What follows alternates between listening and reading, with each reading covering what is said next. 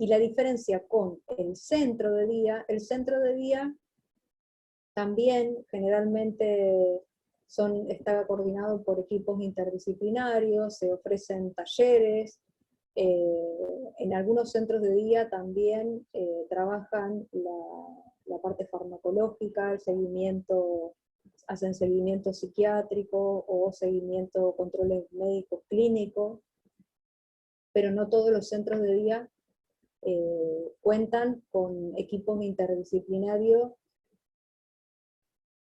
que estén dirigidos también por médicos y psiquiatras. A ver, hay centros de día que se ocupan más de la parte terapéutica y ocupacional, y la parte médica la derivan a otra institución.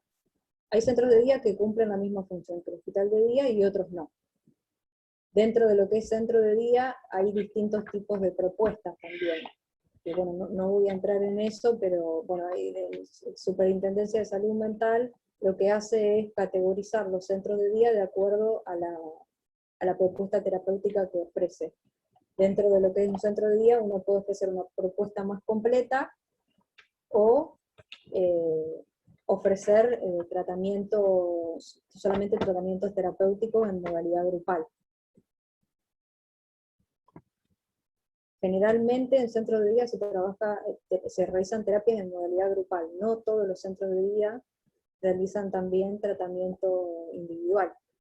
Por eso estos dispositivos también muchas veces se aplican combinados, ¿sí? Hay personas que asisten al centro de día y realizan tratamiento individual, por ejemplo, tratamiento individual psicológico, psiquiátrico, de otras características, como biológico, terapia ocupacional, de manera individual, como extra, digamos, al centro de día. Los tratamientos en el centro de día, piensen ustedes que son abordajes grupales generalmente. Entonces, si bien hay un lineamiento, tiene otras características diferentes a lo que es un tratamiento individual. Se complementan los distintos tipos de dispositivos.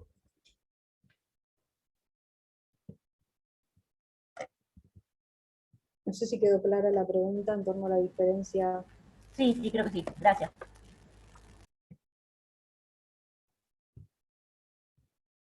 Bien, ¿alguien más que quiera comentar si trabaja en alguno de estos dispositivos o alguna pregunta en torno a los distintos dispositivos de trabajo?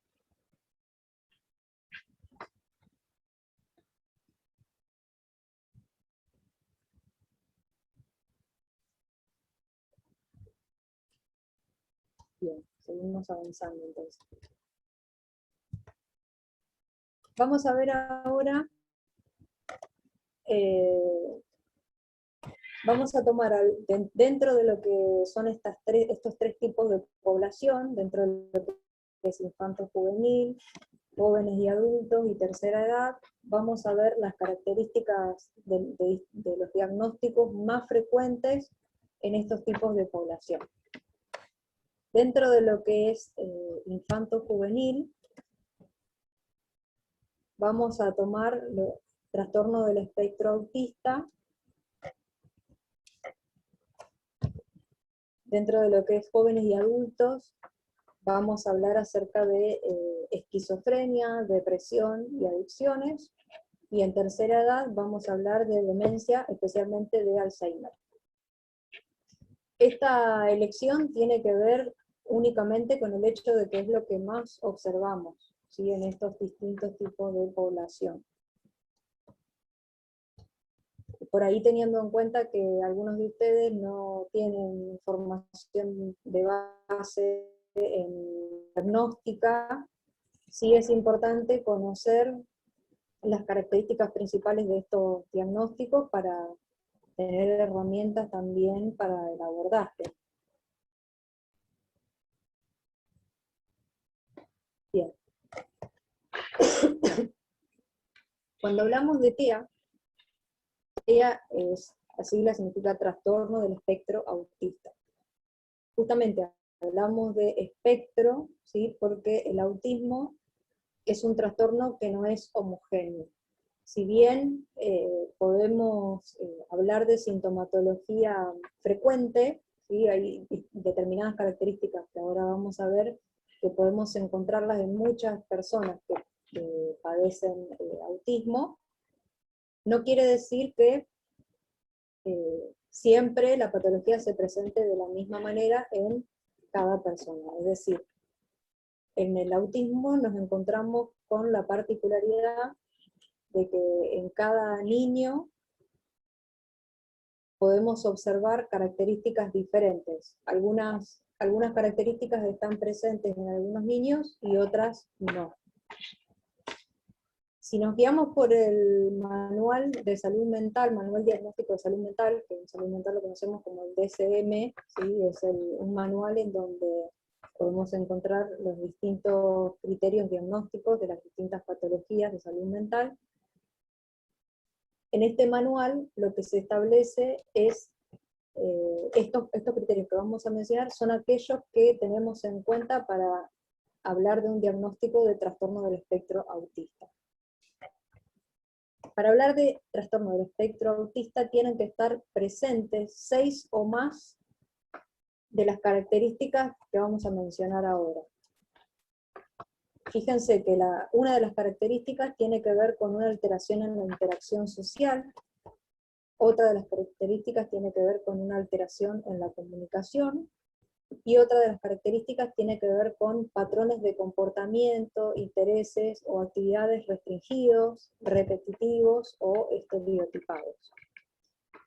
Para hablar de autismo tienen que estar 6 de todas las características que vamos a mencionar presentes, por lo menos 6, y por lo menos 2 características de alguna alteración en la interacción social, y por lo menos una característica de alteración en cuanto a la comunicación, y una en cuanto a actividades e intereses restringidos. Cuando mencionamos que hay alguna alteración, o presentamos alguna alteración en la interacción social, ¿sí? Que estos niños presentan alguna alteración en la interacción social, se manifiesta al menos por 2 características de las siguientes.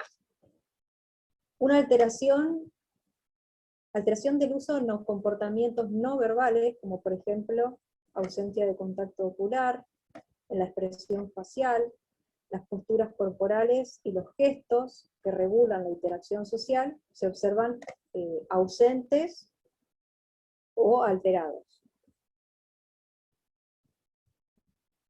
Otra de las características tiene que ver con la incapacidad para desarrollar relaciones con niños de la misma edad, ¿sí? Ausencia de la tendencia espontánea para compartir con otras personas, disfrutar, intereses, objetivos. Por ejemplo, no mostrar, no señalar objetos, que son, todo aquello que el niño va descubriendo, todo aquello que forma parte del interés del niño. No se observan las conductas que denominamos protoimperativas, que son aquellas conductas en donde el niño ofrece o muestra esto, en lo cual se siente interesado a otra persona para compartirlo. Ese tipo de conductas puede encontrarse ausente.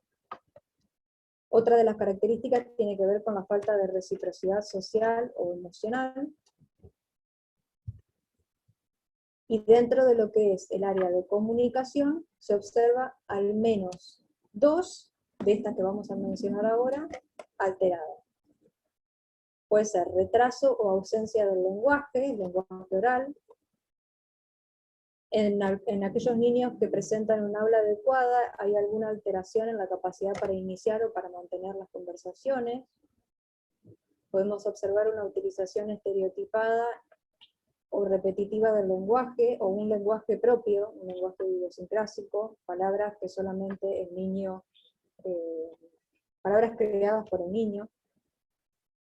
Ausencia de un juego realista, espontáneo, variado, o del juego de tipo imitativo, social, ¿sí? El juego que denominamos juego simbólico. y patrones de comportamiento, intereses o actividades que son restringidos, repetitivos, estereotipados, manifestados por al menos por alguna de las siguientes características. Es decir, preocupación absorbente por uno o más patrones estereotipados y restrictivos de interés que resulta anormal, sea la intensidad o en el objetivo. Por ejemplo,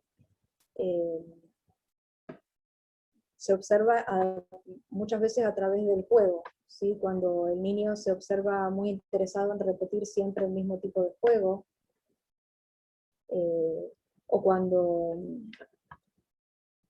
mantiene la atención mucho tiempo en una misma actividad.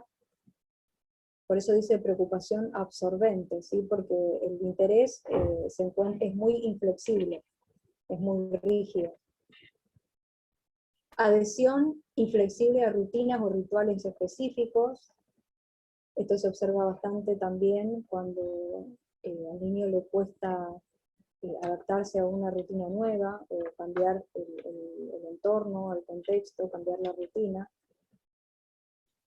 Manierismos motrices estereotipados y repetitivos, como por ejemplo sacudir o girar las manos, los dedos, o realizar algún tipo de movimiento con todo el cuerpo que se repite.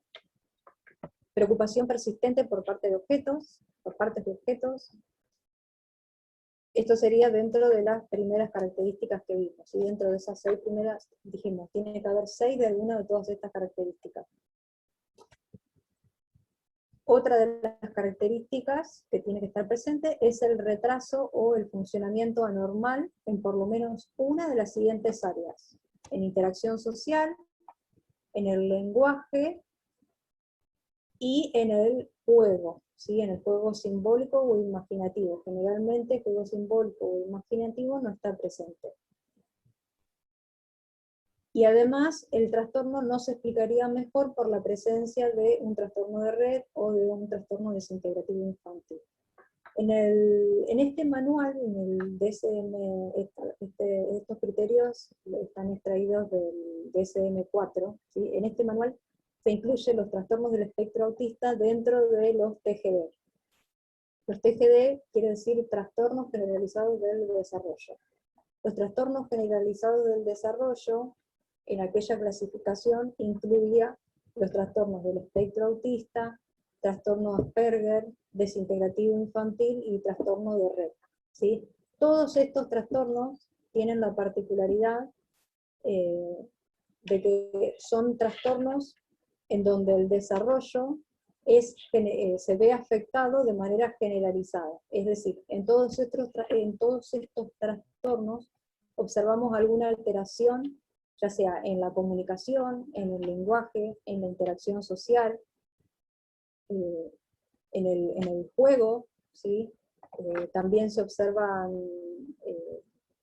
como dijimos hace un ratito, las estereotipias, ¿sí? O la dificultad de poder adaptarse a rutinas nuevas, poder ser flexible y adaptarse al contexto, ¿sí?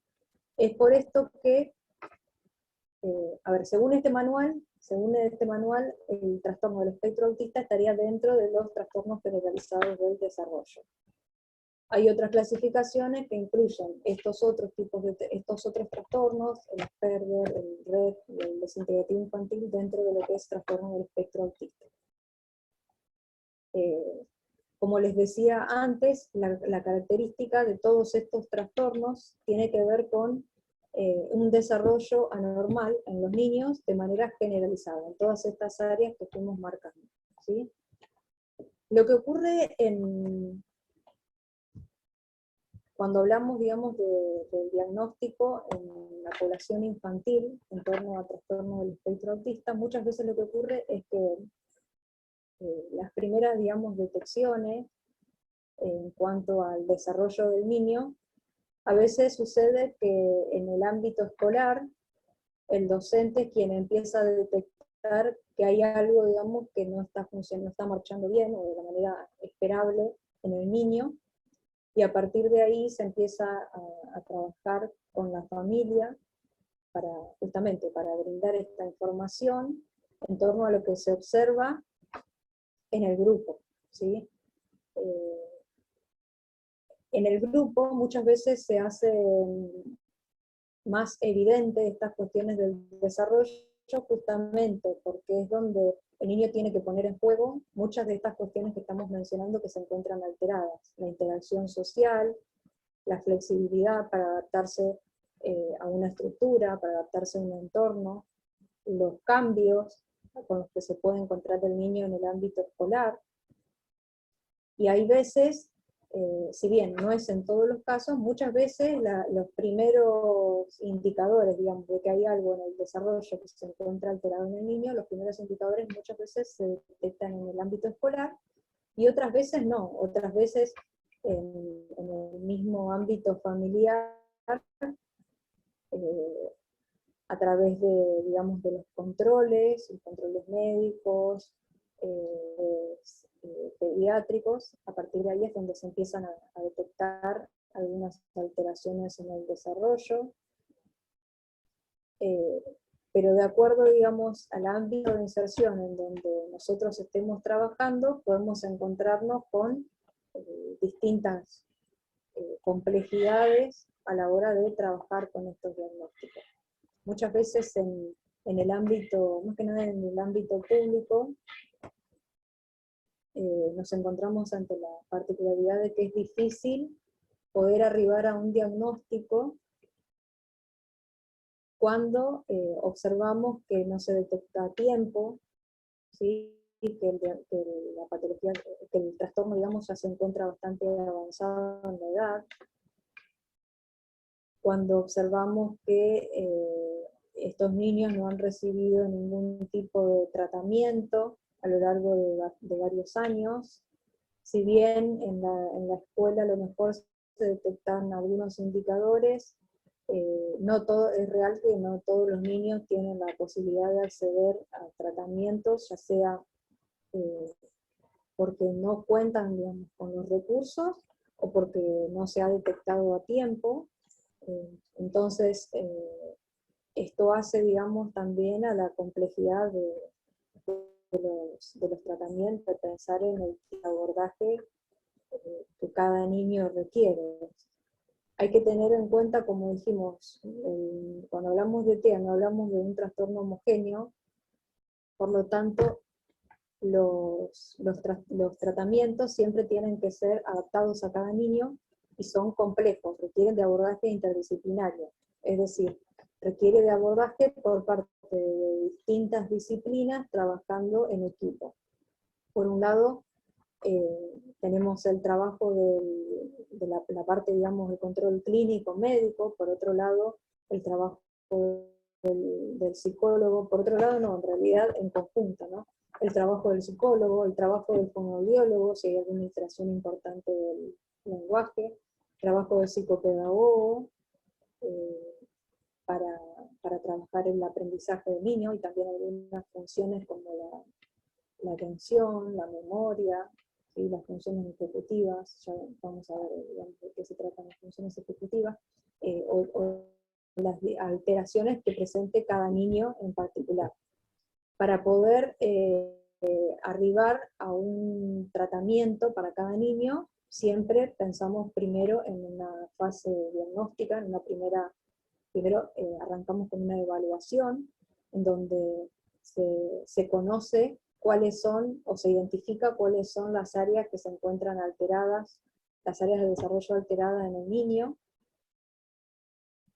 Para esto es importante una fase diagnóstica en conjunto, es decir, se realizan entrevistas con las familias, se obtiene información de parte de la escuela, se piden estudios clínicos, médicos, se realizan evaluación diagnóstica de parte de distintos profesionales, ¿sí? Por eso es que hablamos de trabajo en equipo interdisciplinario, porque son patologías, son trastornos tan complejos que requieren también de tratamientos complejos. No es posible abarcar estos trastornos desde una sola disciplina, porque justamente son generalizados, hay varias áreas del desarrollo que se encuentran alteradas. una vez que arribamos a un diagnóstico, se elabora un plan de tratamiento para intervenir y para trabajar en estas diferentes áreas, y siempre esto se desarrolla en conjunto, digamos, con la familia, porque es importante poder evaluar los distintos ámbitos de inserción del niño, los recursos con los que cuenta el niño, las redes de apoyo, los tipos el acceso que tiene este niño a distintos tipos de tratamiento. Generalmente se trabajan con dispositivos de tratamiento combinado, en modalidad individual y grupal, ¿sí? Por eso antes mencionamos los distintos dispositivos de trabajo, ¿sí? Por un lado se trabaja, es necesario, digamos, la intervención individual con el niño, pero también es importante pensar en la intervención grupal, más que nada para trabajar el área social, ¿sí? La interacción del niño, cómo funciona el niño en el grupo, cómo funciona el niño en la modalidad individual.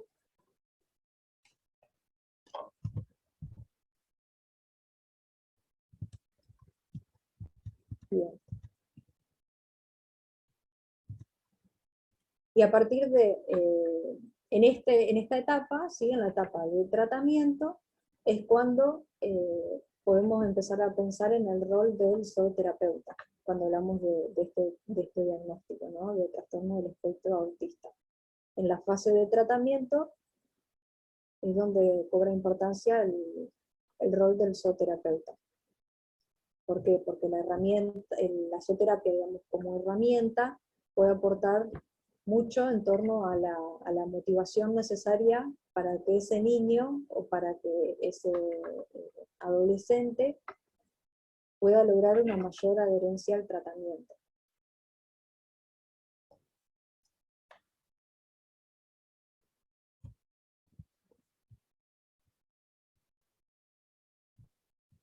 Bien. Otra de las cuestiones que por ahí sería importante mencionar en torno en el criterio, el último criterio menciona que cuando hablamos de trastorno del espectro autista, es importante tener en cuenta que no se trata de un trastorno de red o de un trastorno desintegrativo infantil.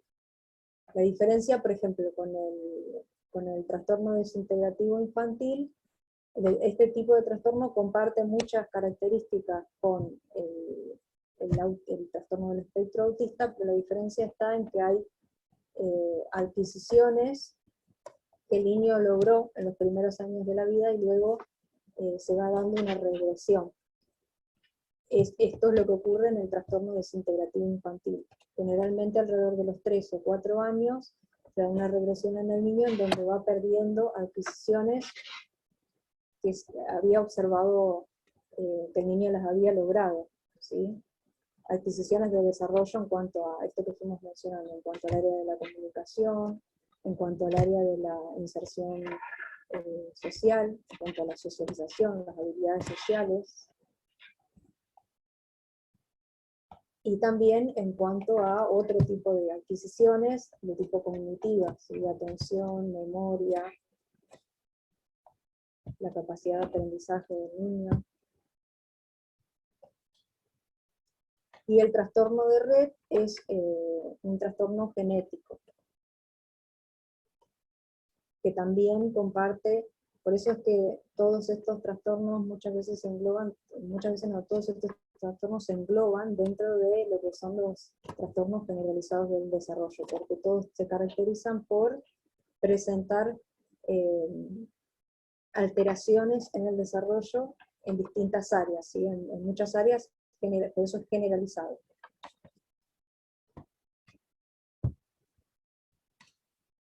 Bien, también es importante mencionar algunas de las características con las que son las que más se observan dentro de lo que es trastorno de espectro autista y que suelen ser los primeros indicadores de alarma, tanto para la familia como en otras áreas, como en la escuela. Aquellos primeros indicadores tienen que ver con la falta de contacto visual, ¿sí? cuando uno mira al niño y se está comunicando con el niño no logra, digamos, sostener la mirada, ¿sí? O no puede anticipar conductas, por más que estas se repitan siempre de la misma manera, ¿sí? Conductas, le cuesta interpretar, comprender consignas simples, ¿sí? Hay niños que tienen la capacidad de lenguaje oral desarrollada, el habla, y otros niños no.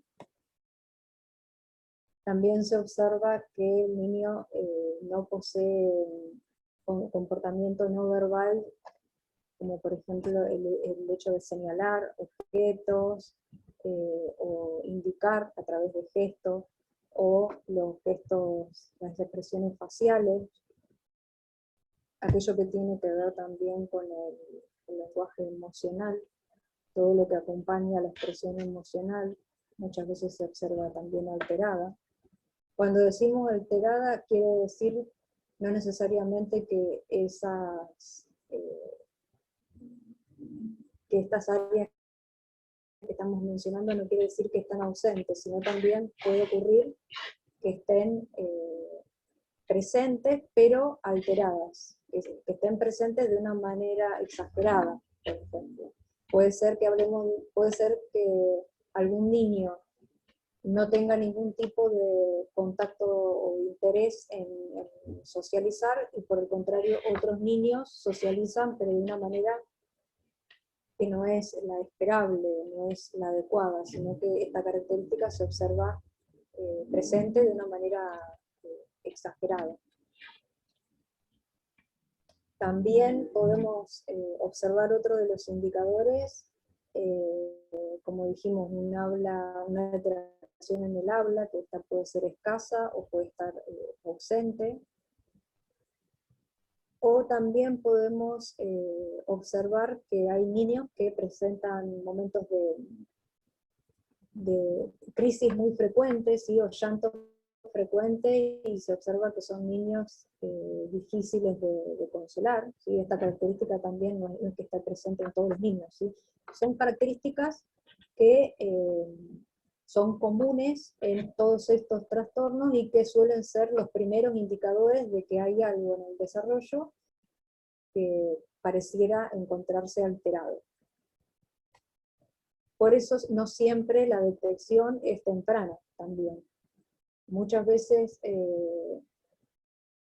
hay distintos, también es importante mencionar, cuando hablamos de trastorno del espectro autista, hay distintos niveles dentro de lo que es trastorno del espectro autista, y hay niños que pueden presentar más características alteradas y otros niños menos características alteradas.